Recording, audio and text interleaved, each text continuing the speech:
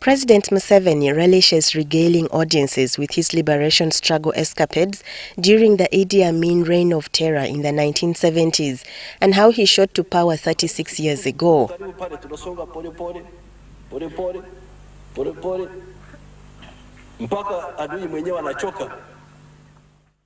One of the stories is about his daring escape from an intelligence dragnet in Mbale on January 30th, 1973. Two of his protégés, Martin Mwesiga and Wunku Mpima, aka Kazimoto, were shot dead on the spot by the Amin Uganda Army soldiers that day. Had Rebel Museveni been captured in Mbale that day, undoubtedly, perhaps he would not be the president today. Days later, on February 10, 1973, after the incident, 11 guerrillas were executed in Ankole. The military tribunal sitting at Machinde military barracks in Kampala had charged and convicted the 11 from NASA guerrillas of treason and one thief of aggravated robbery, and Museveni as the leader would have been culpable. He, however, escaped through the back door, a tale that is recapped in the president's memoirs, Sowing the Mustard Seed, and has been corroborated by witnesses.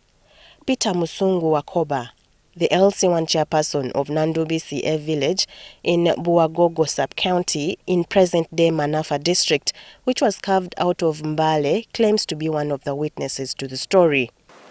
My father and myself, because I was a youth, we took him through this road up to Wumbo. Then from Wumbo, we crossed to Kenya up to Malikisi, where he ported a bus to Nairobi to join his groups. He recalls that President Museveni came back to the village several times and pledged to rehabilitate the roads and bridges, but his promises remain unfulfilled. When I brought him here, I told him these things which are happening even now, that most of our children, school-going children, are from this side. There are no secondary schools on that side. They are this way. Some go to Bududa, others go to Weswa, others go to Wagogo here, others go to Uburo, up to Mayenza that way. Even primary schools, there are only few primary schools this way. There's Wagogo just here, then Shamukunga here, then Bukewa, and Bubukanza, and those are in Manafa district. While Wakoba has devotedly remained a staunch NRM supporter, his pain and frustration about the failed service delivery in his area is plain to see. The community is suffering. The health workers are not working because most of them come from Mbale, as you have seen. They have not even yet come. They will come at around 10, 5, 11. Sometimes some don't come. And when they go there, it rains at around 1 p.m. It starts from that range, 11, 12 noon to 1 p.m. And once they reach there and they see rain coming, they come back because they fear crossing here when the river gets them on the other side. Bukewa Health Center 3 and Bobokanza Health Center 3 were cut off due to the collapsed bridges, leaving patients and health workers stranded. Transport to Mbale was hiked from 10,000 shillings to 20,000 shillings. Mothers cannot pass this bridge. They instead go to another facility, which is again very far. So when you look at the pocket of the patient as well, it is really not cost effective. The poverty entrenched here and the surrounding villages is a testament of the failed 25 years of decentralization and the long way Uganda has to coming nearer to the lofty dream of the 2040 vision of middle income. In many areas where service delivery has remained enduringly deplorable, people have been told it is as a result of voting for the opposition. Across Bugisu sub-region, President Museveni has remained highly favored for years, and voting him constantly would mean a solid return on political investment, but this has not been the case. One of the criticisms against decentralization 25 years after it was rolled out is that the quality of public service delivery remains less than desirable, while some district local governments are too poor to generate reasonable revenues which they send to the center and are reallocated and disbursed from the treasury every quarter of the year. This is peppered with inefficiency, the hallmark of the dysfunctional public service, corruption, and the absence of proper accountability. The recent rains that started in late July through August and triggered mudslides that killed at least 29 people across the sub-region also washed away roads, bridges, and social amenities like schools and health facilities in the districts of Manafa, Bududa, Namisindwa, Sironko, Mbale, and Bulambuli. The rains caused several rivers including Namatala, Manafa, Nabuyonga, Soloko, and Sutsu to burst their banks. 2 months after the government condoled with the deceased families with a cash handout of 5 million shillings, the residents have been left on their own. The breakdown in transport has impeded other social services too, from healthcare and education to transportation of agricultural produce from villages. Some traders are stranded with their perishable merchandise. Some residents are completely cut off from other areas and have to navigate hills or trek long distances to access certain services. School-going children are stranded, while others have abandoned school completely. At some crossing points, school-going children have to part with 1,000 shillings to be helped across, while a kilogram of maize flour for a home meal costs 3,000 shillings, so parents have to make an opportunity cost.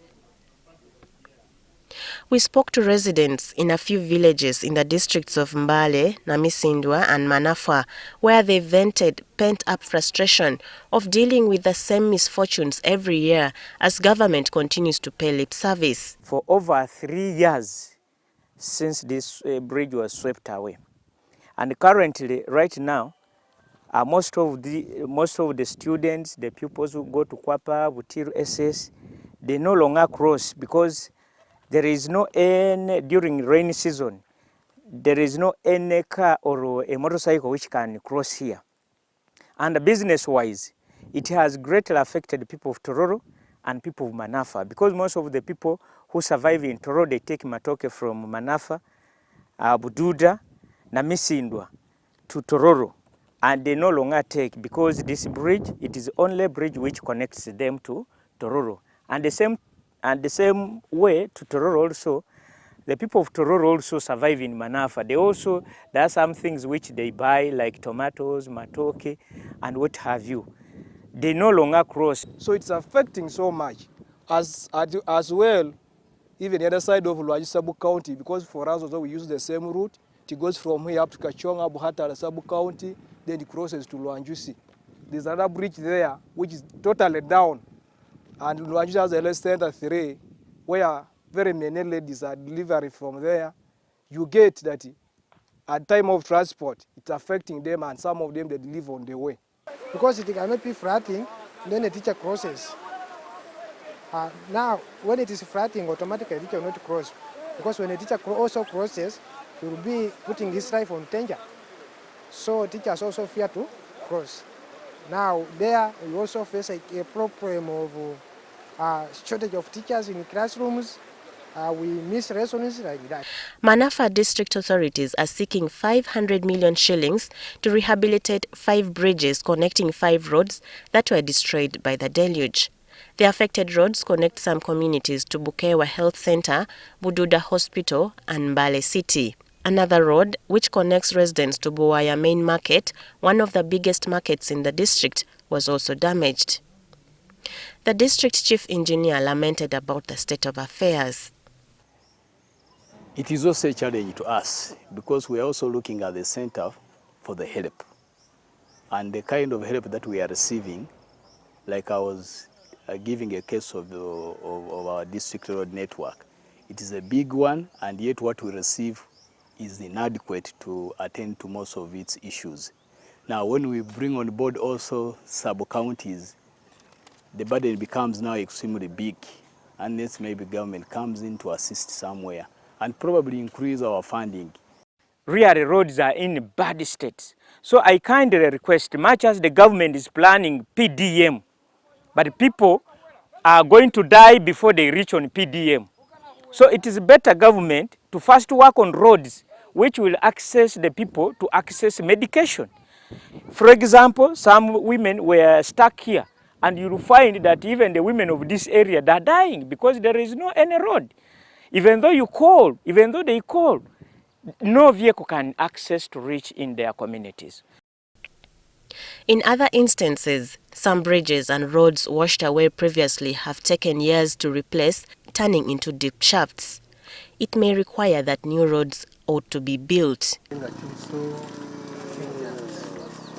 This 8.1-kilometer road connecting Manafa to Tororo district was first washed away 3 years ago, but authorities ignored it.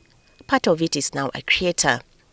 A spitting distance away in Namisindwa, the deputy RDC, Juliet Namawa, admitted that hundreds of residents are marooned in their villages as most roads are impassable. Yes, connect schools, healthy centers.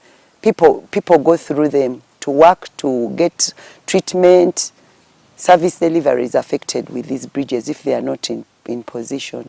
The misfortune comes on the heels of poor service delivery in the sub-region. When it rains and the floods are there, people do not attend. We have poor service delivery. People are always late. Sometimes they don't even come, which affects the development of the district. If we don't have workers on station, then also hospitals, the sick people, the patients will not get service. So my appeal is to whoever is watching, the government. We've already asked. The president is aware of Kufu Magale Road, but we still need help. That road needs to be worked on. The roads and bridges washed away were already substandard, for which several district officials were apprehended by the former State Minister for Economic Monitoring, Peter Ogwang, who was reassigned to the Ministry of Education.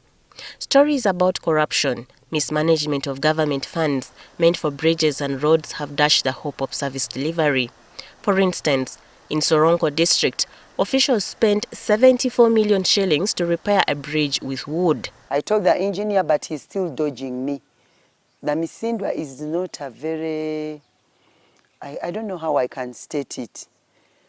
The officers are not very cooperative. When you ask for BOQs, they take long to come. When you ask for contractors, when you go for commissioning, go groundbreaking, you never find contractors on site. So we don't know what's wrong with the district. But I told the engineer, I hear you got funds. We are not going to allow you to use those funds until we commission the last financial year's projects. That's the reason we are here.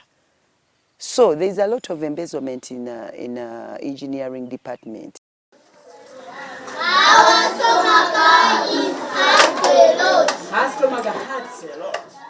Several schools too are in a sorry state. Every morning, children encounter perils on their way to school. Some, we were told, have decided to forego school completely. In Bulambuli, the deluge washed away bridges in Bulunganya, Bulago, Bumasobo, Simu, Nabitulu and Soti sub-counties in Buyaga Town Council early this week. At least one person was killed. The rationale of decentralization and the government's desire to create more districts as administrative units was to bring services closer to the people, and this approach needs to be revisited.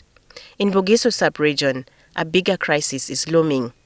A disaster risk profile by the Office of the Prime Minister's National Emergency Coordination and Operations Center details that several districts are unfit for human settlement owing to the susceptibility of natural disasters like landslides as a result of environmental degradation, maram excavation, quarrying, sand mining, riverbank encroachment, and overcultivation on steep slopes. For instance, 70% of Bududa is uninhabitable, as is the surrounding districts, a fact that government officials routinely admit but cite budgetary constraints to take long-term action, such as the relocation of most at-risk populations. But even short-term interventions are underfunded and driven by knee-jerk reaction. A May 2019 Ministry of Finance Budget Monitoring and Accountability report details that government, through the second National Development Plan 2015-2016 and 2019-2020, prioritized reduction on the impact of natural disasters and emergencies, though, among others, developing a disaster risk and vulnerability profile map of the country and coordinating regular disaster vulnerability assessments at community level and coordinating timely responses to disasters and emergencies. However, the plan has been beset by challenges including lack of a law to govern disaster risk reduction and management, failure to operationalize the contingency fund for emergencies since enactment of the Public Finance Management Act in 2015, lack of funding for local governments towards disaster management and preparedness, and government continuously spending heavily on management and responding to disaster as opposed to managing and reducing disaster risk. Often, the government appears more in need than those in need whenever disaster strikes, as witnessed from recent